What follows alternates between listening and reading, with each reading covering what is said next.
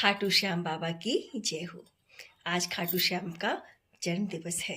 बड़ी धूमधाम से लोग 11 मनाते हैं। ये इनका जो खाटू श्याम का पुराना जो नाम है महाभारत काल से जुड़ा है। इनका नाम बर्बरीक है। ये कौन है? ये भीम के पोते यानी जो भीम का पुत्र था घटोत्कच, उनके बेटे थे। इन्होंने अपने शीश का दान इनको क्यों देना पड़ा?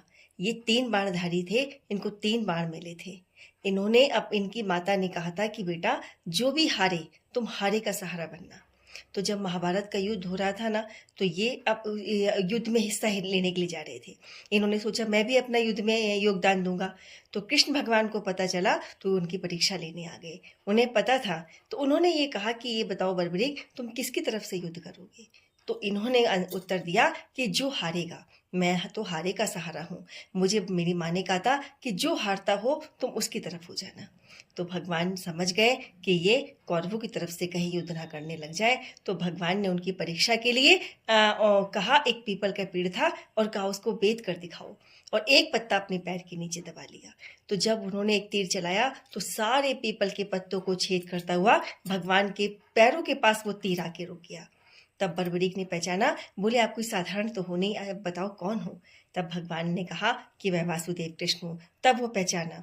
तो उन्होंने भगवान कृष्ण ने कहा कि गुरु दीक्षा नहीं दोगे? तब उन्होंने गुरु दीक्षा में उसका शीश मांग लिया था और उसने खुशी खुशी अपना शीश दे दिया था। तब भगवान से उसने इच्छा जाहिर की कि मुझे युद्ध देखना है, महाभारत का युद्ध मैं देखना चाहता हूँ, मेरी बहुत इच्छा है। तो भगवान ने उसको महाभारत में जहाँ युद्ध हुआ था वहाँ उन्होंने कुरुक्षेत्र में एक पहाड़ी के ऊपर उसके शीश को टांग दिया था। पूरा युद्ध बर्बरीक ने अपनी आंखों से होते हुए देखा।